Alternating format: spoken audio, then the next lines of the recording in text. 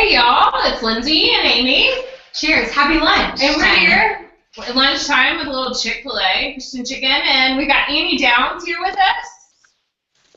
Annie, she's got her Chick-fil-A too. So I do. I have my own Chick-fil-A, which is very exciting. yeah, so excited. Thank you, guys. We wanted to feel like we were all doing lunch together, and so we thought that the Chick-fil-A would bring us all together. That's right. Yes, We've got a couple of our friends, too. We've got Lynn and Sam, who are joining us as well, who have both read Looking for Lovely and are excited to join in our lunchtime live chat today. So, Lynn, do you have any Chick-fil-A in that cooler back there? Oh, my cooler. You got my cooler. Okay. coffee. With lunch. It's after lunchtime where I am. Got it. Yeah. That's great. So, well, the first thing is we ordered up Annie's lunch, and one of the things that we ordered that she didn't really ask for, but I need her to try for me, is this their new superfood salad. It's like kale. I've been really curious, and I haven't been brave enough to get it. Wait. You haven't tried this? You just put it in front of me to try? I just needed like a first-hand account, and from reading your book, I know that you were like embracing all things healthy, so I thought maybe you could teach me. Is it really good? I eat green every day because it's good for my brain. And can I make some initial observations? Please. Let me bring it closer to you. What else? Well, I see like cranberries and kale, but then it has a lot of stems. Do you see all those stems? They're not good. It's a little crunchy. A little bit crunchy, but I'm going in like a pro. You ready? Let's do this. I hope it doesn't get stuck in your teeth. That would be awkward. We'll let you know. If you see green in Annie's teeth, please tweet her.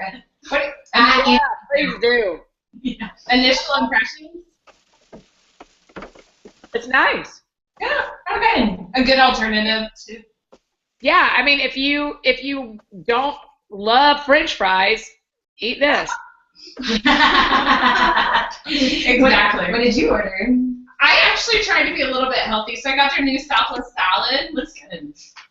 We have an issue. We never end up with the right sauces, and like sauces are my love language. She's the sauce boss. So there wasn't really the correct dressing with it. So I'm gonna try everything. I've got some buttermilk ranch. I kind of rated the French, and then my favorite is the Chick-fil-A sauce. This is awesome. What about you? I like just go for healthy stuff, but I try and eat it within like a certain amount of proportions. Like I try and limit myself. So I got the kids meal. A 6-piece nugget is perfectly satisfying. So are you gonna be hungry again in like 3 hours? I'll actually be good. Yes. Yeah. I am. If I lather it in Chick-fil-A sauce, which is apparently like 1 billion calories, then I'll be totally fine. So good though. It's worth every one. Sauce you are missing out on though is the honey barbecue sauce. Do y'all know that one? No, is it good? So good. It's so good. It comes with the grilled chicken sandwich, or you can ask for it. I just forgot to say it, but it's really good. It's really good.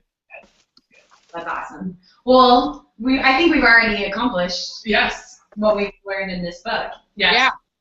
We found some lovely things about today At Chick-fil-A. at Chick-fil-A, for sure. Chick-fil-A is lovely. Yeah, but our friend just came out with a new book. And we're so excited. It's We're so awesome. excited. It's so good, Annie. Sweet. Thank you. I poured through it. I read it in one day. Yeah.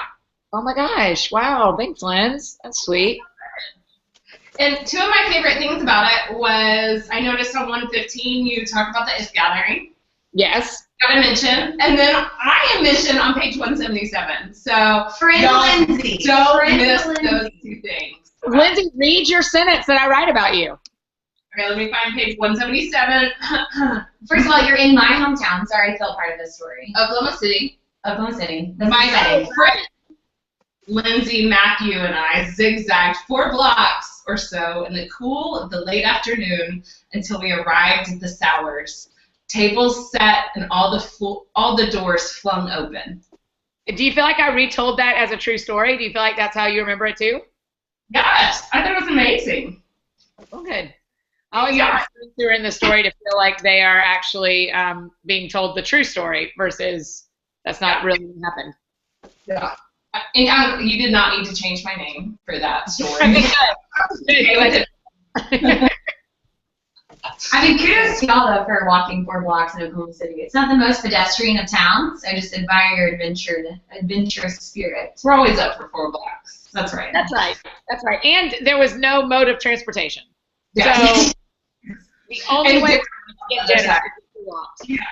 Totally. Motivated by food, always. Always. Always. Always. So, Annie, why don't you tell us a little bit about the book and the inspiration, the story behind it? Yeah, so with my last book, Let's All Be Brave, my hope with it was that people would read it and go after the thing that they always wanted to do, right? Whether it's a relationship or a job or a calling, like going after the thing. And as people were reading that one and emailing me about it, the answers were always similar, like, I'm going to go do it, and I believe in myself, and I thought that was all really great. My worry was, what happens in like 6 months when a door closes, or when something tragic happens, or when your dreams don't pan out the way you thought they would? What are you going to do then? And that was my worry. And so I knew I wanted to write something that would kind of come after Let's All Be Brave. I had no idea that it was going to come on the heels of kind of my life falling apart a little bit. About 3 years ago, right when I finished writing Let's All Be Brave, everything kind of fell apart. Relationships, friendships, work, family, it all just kind of crashed. And when that happened, I never was trying to write a book. I was trying to survive, right? Honestly, I mean, y'all were there with me, Linz. I wasn't trying to like, oh, this will be great to write about. I was like, how am I ever going to breathe again? Because my whole life feels like it is crumbled. And so that's really where Looking for Lovely came from, is at the end of that, when after a lot of counseling and a lot of healing and a lot of deconstructing of some of my theology and theories that were actually not true of God at all, and rebuilding myself into a person who doesn't give up, who doesn't quit, who goes to the other side of the pain to find the hope. That's kind of where the book came from, is I had to have this like pretty solid meltdown in order to get to this other side where I don't quit anymore. Yeah. I think what I loved the most about the book was just your vulnerability, and I think how it felt so true to life, that there are these glimpses of things that you love, and then also like the difficulty kind of the day-to-day of the life, but they're so intertwined, you know? I feel like a lot of times there's like we learn about someone's super heavy season, or there's something that's light and fun, but you do such a good job in life and in this book of sort of blending the two, and I think that is more true to most of our realities, you know, that there are days where we laugh and we cry both in the same day, and like there's joy and suffering together. So I loved that. Yeah, like the life doesn't stop. Like just because the maybe world has fallen apart, or like you enter into a season of like counseling, or like, you know, really like self-reflection, that like the fun doesn't have to stop either. And how can we balance all of that in the midst of being brave to go? Like, I love that you just talked about counseling. Like for me in my 20s, it's been like such an effective tool towards health and learning like boundaries and just like becoming more of myself than ever before, which is like what I love is you saying you're not finished and feeling like really unfinished or really invested in becoming a healthier person. Yeah, and I just didn't know, like, I guess somewhere in my head I knew this, but I didn't know it in my life that like joy and tragedy went together really well, or suffering and joy were hand in hand. I had no idea of that. I wanted all the joy and none of the suffering. And I didn't realize that to feel the pain and to feel the depths of things also made it possible for me to feel the highest of things, right? Like I didn't know those went together. And so even now when I find myself very unfinished, Amy, thank you. And literally my other appointment today is my counseling appointment, right? Like I am not finished, but I find myself going like, okay, I'm going to choose to feel this thing, even though it hurts, and work my way through it, because I know I want the high joy on the other side, right? And so it's changed how I live, really. Yeah. The word you used a lot that I really appreciated was perseverance, because I feel like it's not a like really sexy thing to talk about, like in like the Christian faith and like a lot of other things are, but it's so important and it's so much a part of our walk with the Lord and our daily lives that like it is a race, and the perseverance piece is like what brings hope, but beautiful. Yeah, what brings hope, which I loved. Yeah, show us the tattoos. Yeah. Yeah, I think you'll be able to see them. Okay, so there's Grace. Do you see Grace? I see it.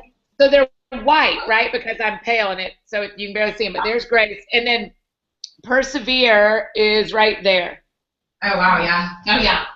Cool. So this is I think I put this in the book, but my best friend from home growing up, Molly, wrote Grace, and then one of my best friends that's a baseball player, Connor, wrote Persevere. That's awesome. So yeah, I mean, I love them. I forget about them all the time because you don't even see them, but I mean, I'm gonna seriously look like a dictionary by the time I die because I already know the next one I want, and they're just gonna crawl up my arms. Yeah, and then go suntan, and then just have them all pop out. A what? A sun who? I don't do that. My body does not receive such a gift from the heavens.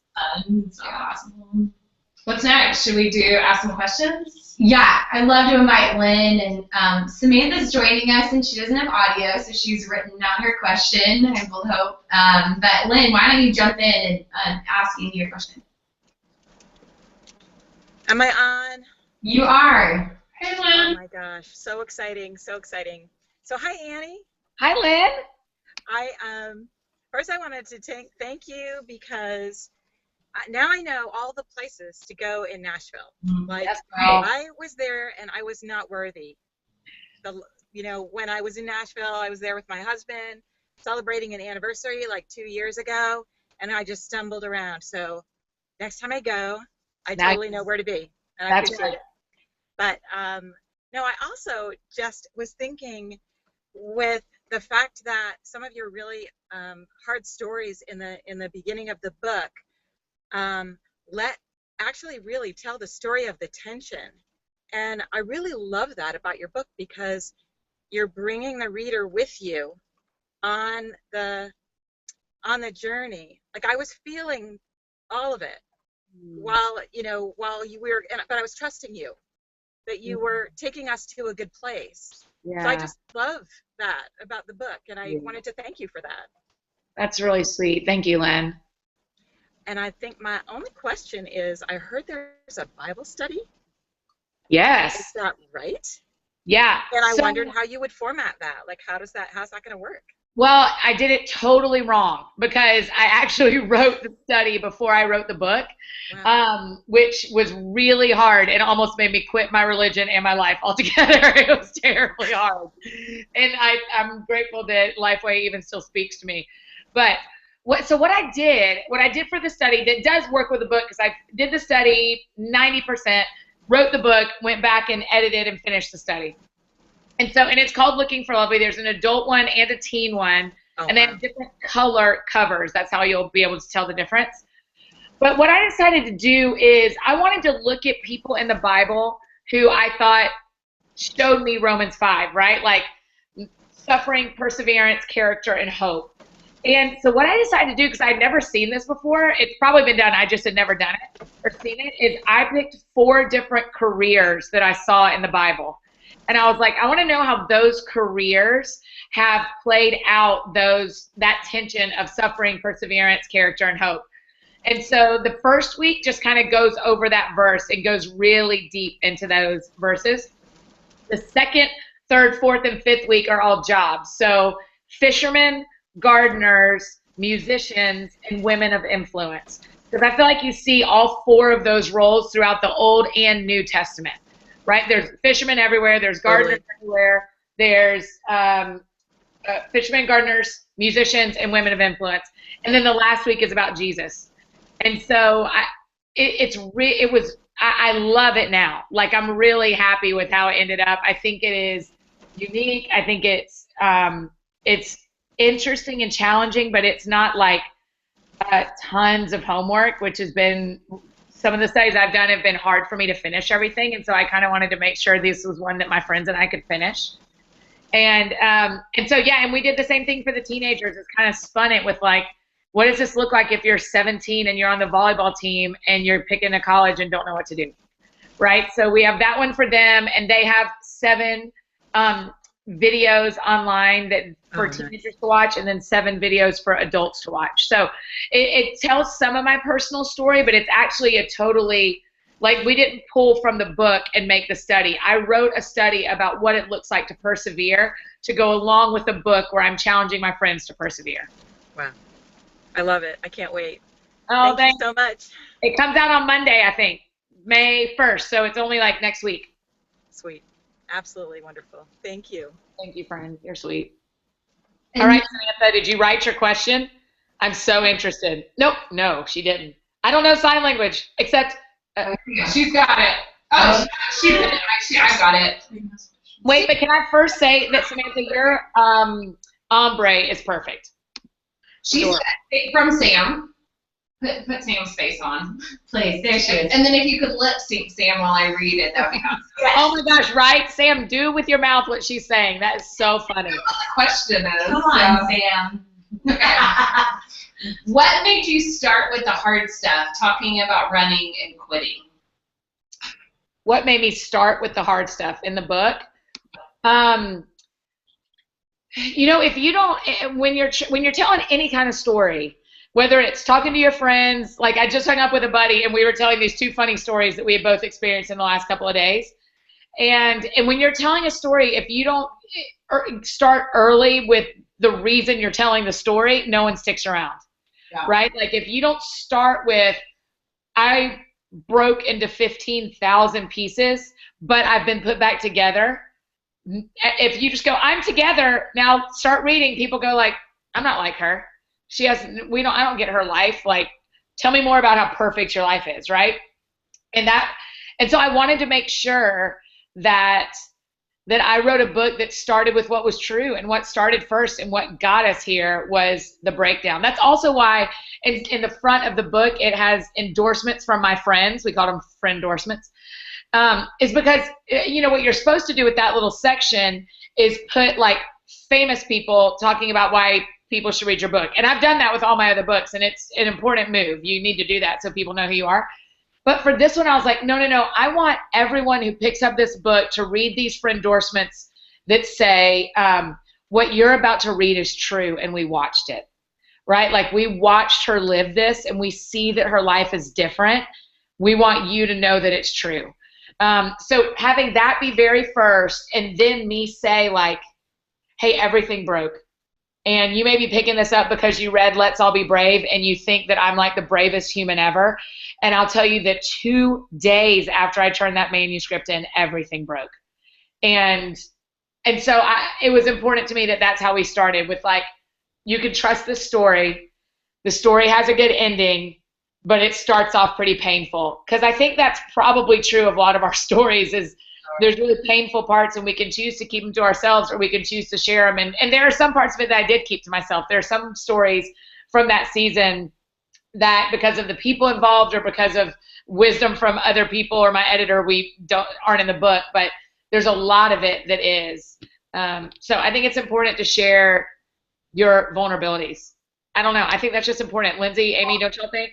Yeah, and I wanted to say, like, thank you, because I kind of feel like the things that I've, like, walked through, like, maybe, like, not the permission to feel like saying out loud that they're really hard or really tough, because, like, the general feelings that I get, and this is just, like, me, is that, like, marriage and children are harder, like, and, like, anything that I, like, walk through personally, like, in my singleness isn't nearly as hard or as selfish or like, you know, that, so just for you to like walk through some of those stories and claim them as like really difficult and really hard made me feel like I could more take ownership of my own like struggles and say like, you know what, that was really hard what I walked through and that was really painful. And like, so I was like, it made me process a lot of that last time and I really appreciated that. Thanks. Yeah, and I think that's really interesting because, like, we as singles, we feel that Lynn, as a married woman, has like, I would assume, Lynn, I'm just going to talk about your life for a minute, but you know, like Lynn's got stuff that's hard for her. We all, you know, there's hard in all of our seasons, and we can either give each other permission to call it hard, or we can draw these fences around each other and go, well, because of A, B, and C, don't say your life is hard. Yeah. Because of what you saw over here, don't try to claim that your life is hard, because you don't know what hard is. You know, like hard is this and this. These 12 things are considered really challenging. And if you don't have 2 of those 12 things, then suck it up. Yeah. And I don't think we're supposed to live that way. I don't think we're supposed to live like, I think I get to determine what in my life feels hard, and you determine what in your life feels hard, and I need to agree with you. If you call it hard in your life, it is hard. And even if it was easy for me, right? A marathon is really hard for me. I won't do one. My friend Jimmy has run 26 of them, right? So, but he would never look at me and go, oh, suck it up. He'd go, yeah, I bet it is hard. My first one was hard too, right? So I think you're right, Amy, that there's a big part of one of the best things we can do for each other as women, walking our faith out, is to let us determine for ourselves what is hard, and to agree with our friends when they call their lives hard. Yeah, that's good. I like that a lot. It's really good. If you have questions for Annie, feel free to tweet them at @ItGathering or #ItGathering, and we'll get them in after we play a game. Are we playing the game now? I think we should. Okay. I love another question. Well, Sam had another. Oh, Sam has another question. Sorry, Sam. We would never know because we can't hear her. There she is. Yeah. So she said, what did it look like for you to invite people into the painful season? Yeah, so the funny thing is, I probably didn't really want to.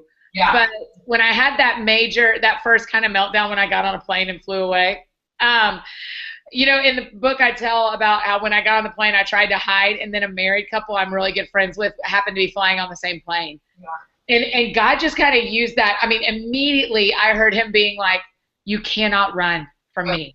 Yeah. Right? And so once they were sitting there, I had a choice to either invite them in or not. And I just decided, like, I can't pretend like this isn't God setting this up. Right. Right? I can, but it'd be really unwise, and I'll never be healthy.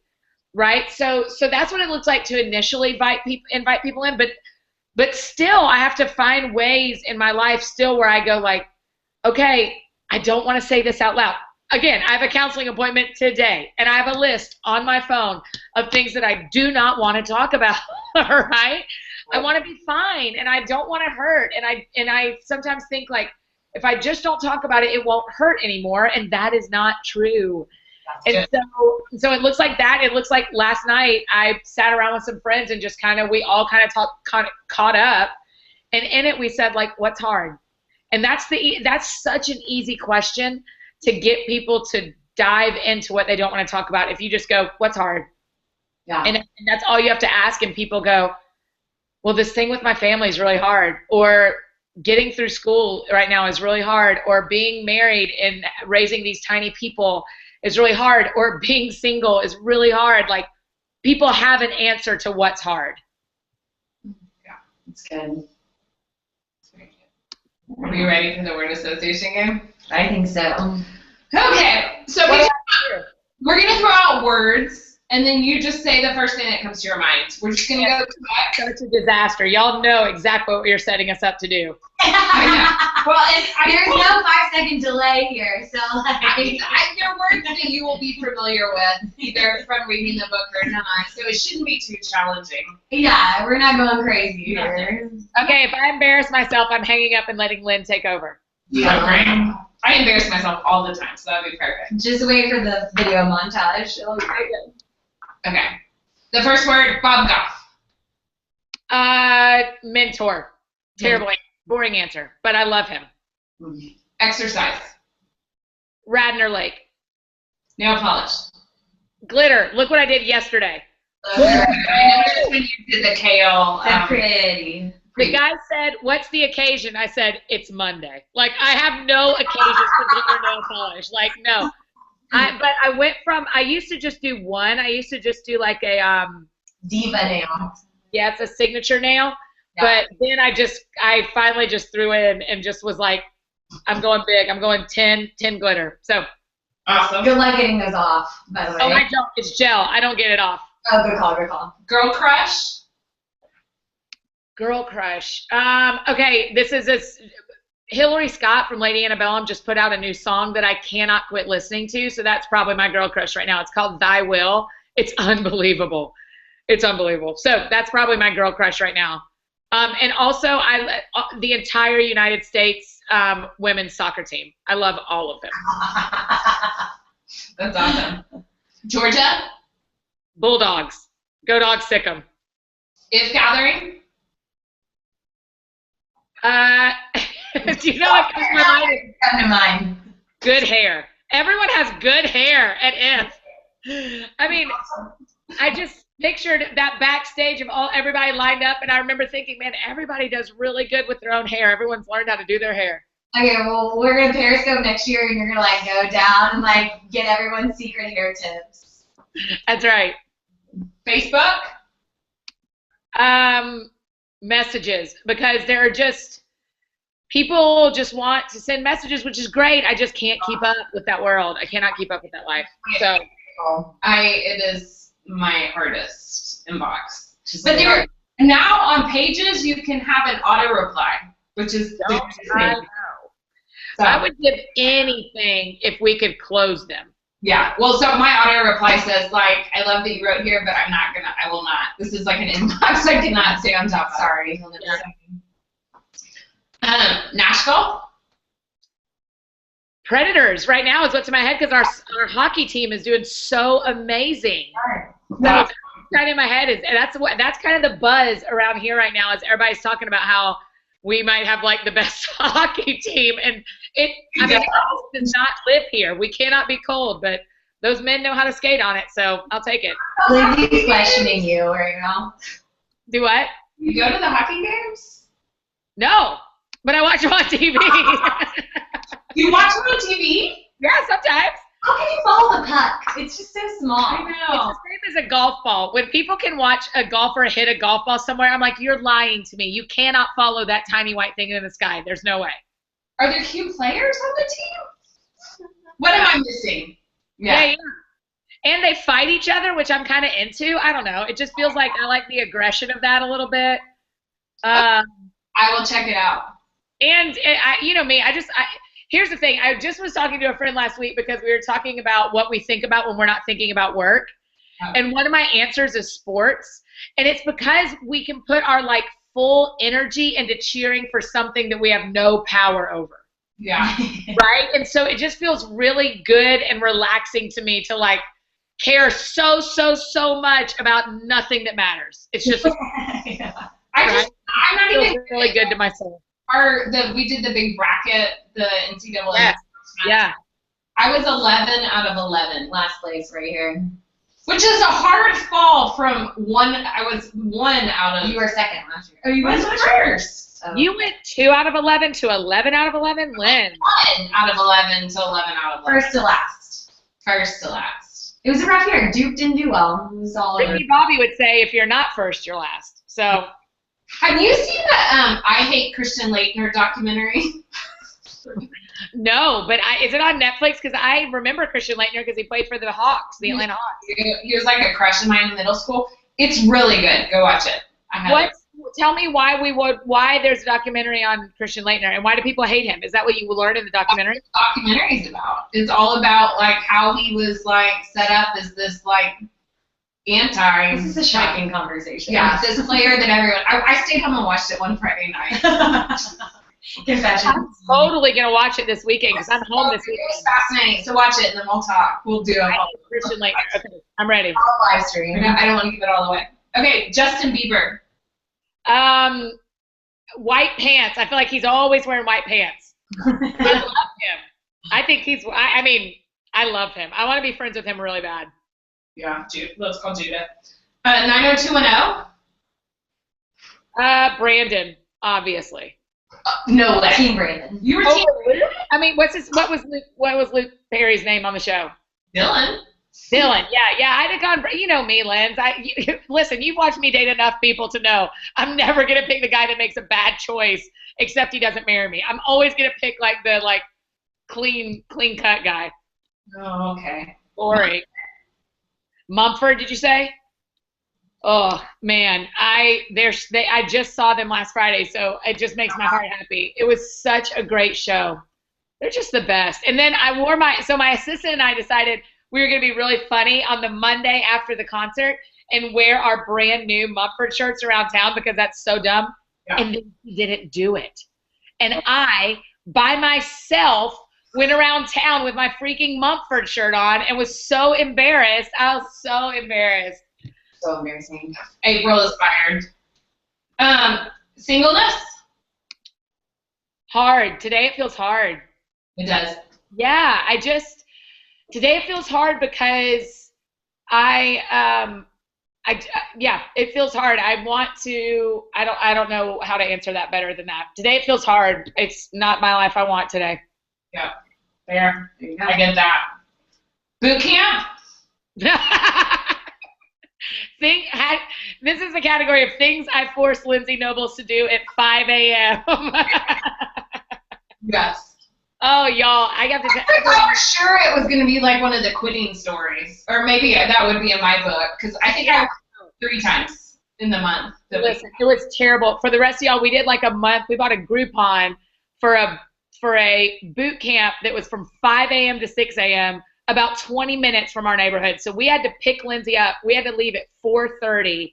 Monday, Wednesday, Friday. Was that right, Linz? It wasn't every day. It was terrible. All this random dead time. So then we'd like go eat these like big elaborate breakfasts. So it just worked off. It was awful. It was awful.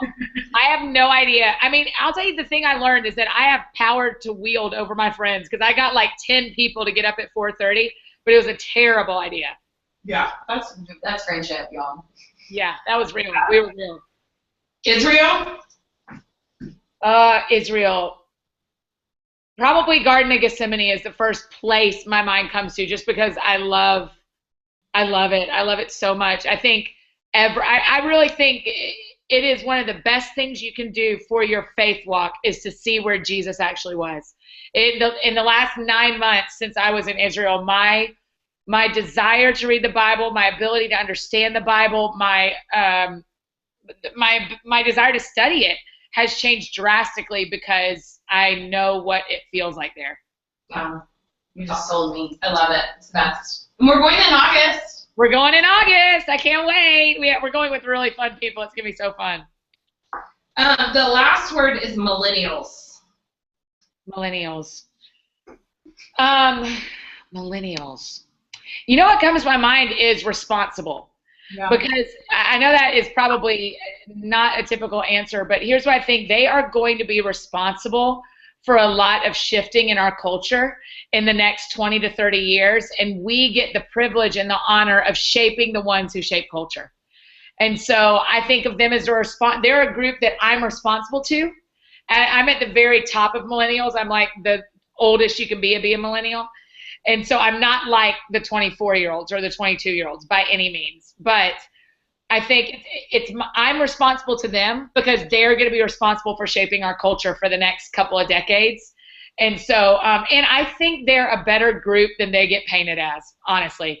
Yeah. I think they are more responsible, more powerful, more kind, more giving, more thoughtful. I just think more highly of them than most people want us to. Yeah, that's awesome. I love that. We have a bunch of them in the office. We call it if turns. You're one too. I'm the one than you are. Yeah, I think he's not the same one. I assume I am one, but yeah. I mean, they run the show around here. You absolutely do. My computer's dying, so I have to get my cord. You like how that worked out? Yep. You like how I thought that through? That's great. I'm in my living room. Oh, I love it. It's so cute. It is homey. Oh, I would want to hang out there for sure. Very busy currently. It looks very busy. I like it. Well, everyone should go pick up a copy of Looking for Lovely. Yep. So good, was like back ordered, but it's back on shelves, and so you can get it and, like Lindsay said, power through it in like a day. We really, really recommend it. If you guys don't know, Annie has invested many, many hours over the last 3 years being like the most epic, if local, host of all time. So we live stream our event in February, and And she basically is the host, the face of all the live stream gatherings happening all around the country. And she gets on Twitter and Periscope and Instagram and engages with them all the time. And from time to time, we put her in positions to bring humor and levity because that's what Amy does so well. It is one of my very favorite jobs I get to do every year. I'm always like, oh, I can't wait for IF. I love hosting the IF locals.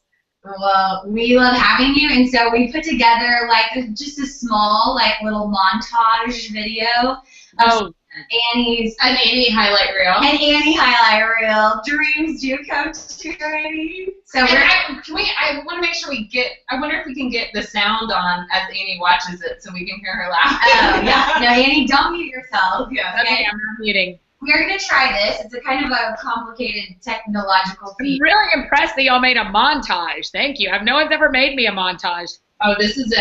It's gathering forever. We'll see if it works. Okay, here we go. Oh, you're a pro. I felt great about it. I felt like it looked professional. Solid. Oh, I can see it.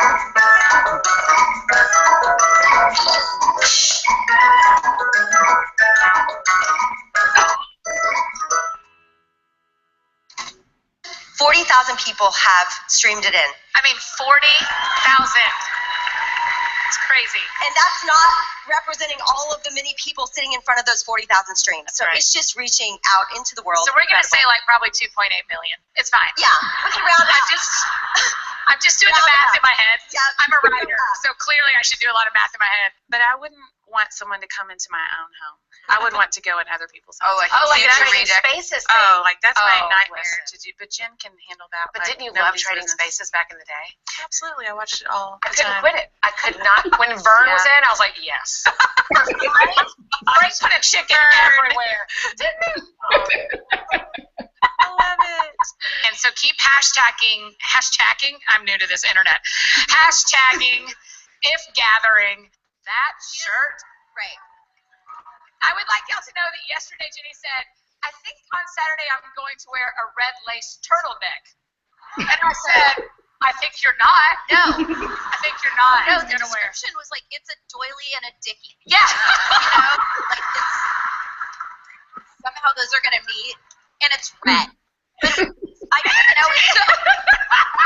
you cannot trust me. Maria is like, what did I tell you? Yeah, Maria's like, this is what I warned y'all about, world. You know, last year we had a map back in the live stream room, and people would tell us where they were, and we didn't do that this year because Joy and I looked so dumb.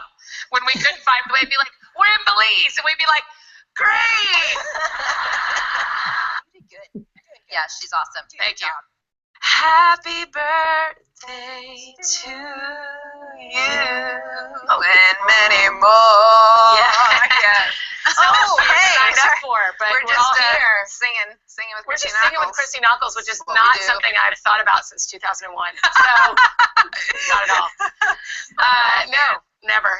Passion. She's gonna One try day. to play it off like she's not a super fan, but she keeps inching a little bit closer to Christy. Just my hands. Just her hands. Just my hands.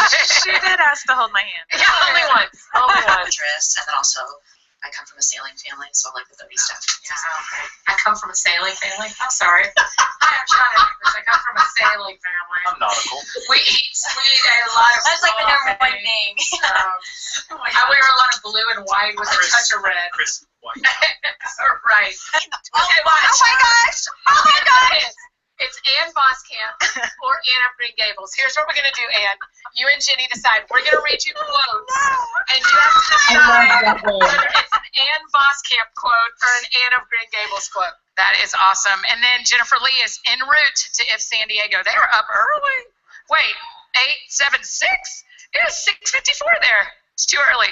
Whoa, we're having a great time back here.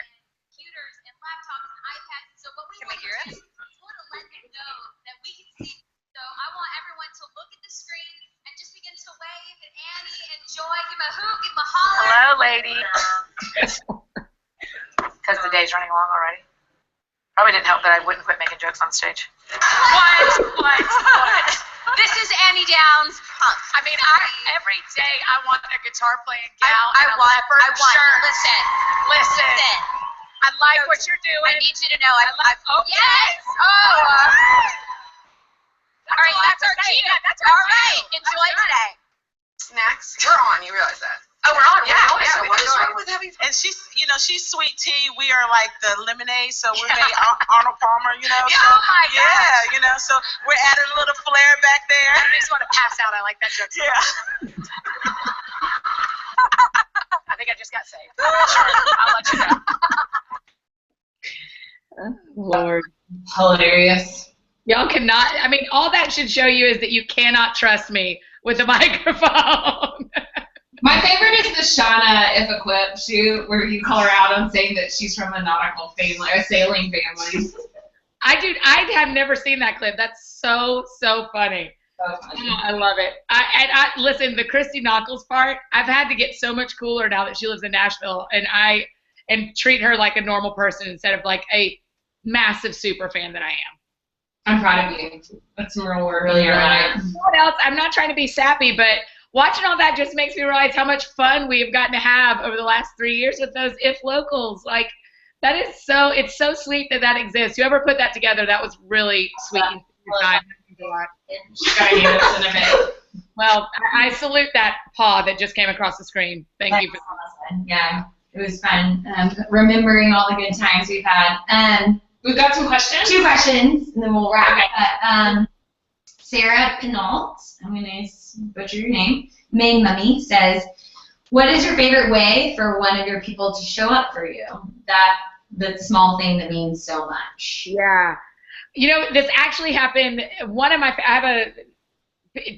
love people in general, so a lot. It doesn't take much. But yesterday, or 2 days ago, I went and spoke in Virginia, and I thought the host was picking me up.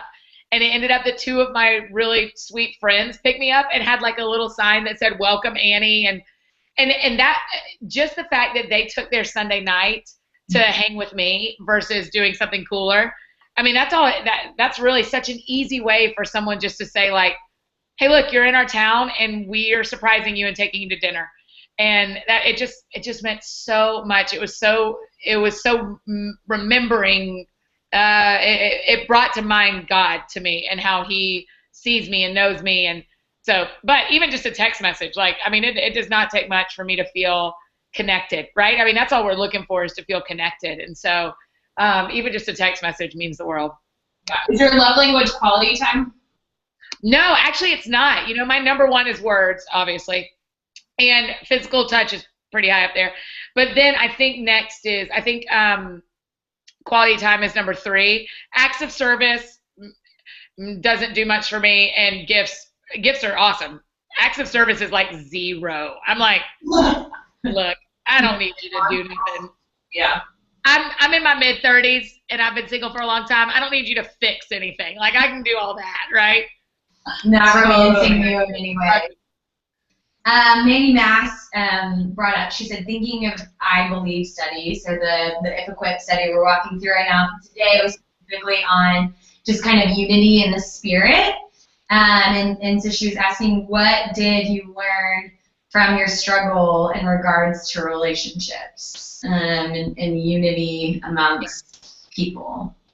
Yeah, I think part of it is that unity you have to fight for, and unity doesn't always mean getting along, right? I think unity is just, we are in the same camp, and we can be in the same camp even if your tent is way far away from my tent, right? And so I think that's unity. I think unity isn't Pollyanna, we all have to be best friends, and I'm going to name my kids after you, even though I don't like you, right? Like, I don't think that's it. I think it is, am I okay? Can I feel unified with this person enough to let them live to be okay with us all living in the same camp? And I don't in the Christian-y way we use it. I mean it as a literal like campground is what I'm picturing. I'm not talking about we're in that camp or that camp. I mean like literally if we were all at a camp, where would you put your tent? That's awesome. And then Karina asked, does it get easier to share the hard stuff the more you do it? And what are your guidelines for determining what stories to share? Yeah. Hi, Karina. Yeah, I think it does get easier. Some of the stories from my first book, Perfectly Unique, I remember when I wrote them, I thought, no one even knows this. And now I've said them on stages and said them for years, and they don't feel anymore to me.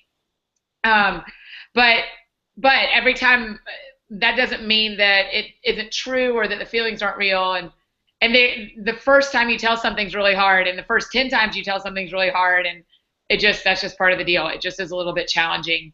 I think vulnerability and openness always feel, right? I don't think there's going to be a time where we go like, man, I just told all my secrets and it was just fine. Like nobody cares. I mean, I think it always feels. How do I determine what I tell and what I don't tell? A lot of it depends on who else is in the story. I have a lot of people who are totally fine with me telling the stories that we live, like what Lindsay read at the beginning. Like, it never crossed my mind to ask Lindsay if I could put her real name, because I know that in that situation, I knew, yes, of course, Lindsay and Matthew are going to want me to say that and not care, right? But there are stories that aren't in the book because the people that are in them don't want to be in my books, and that's fine. And there are certain stories that the longer I lived them, the more I thought, I don't have to tell this one to get the point across, right? There's like a line between being vulnerable and being voyeuristic, sort of, or being like it's almost the difference between like a People magazine and a National Enquirer, right? Yeah. Some of the stories that are really good, we're glad to hear, and some of them you're like, that's like 8 times more than I need to hear, and I would have gotten it way back here. Yeah. And so I think, and that's the other way. That's the only way to control how much I write, is to not give all the details and not give all the stories. Otherwise, every book would be like 1,000 pages, right?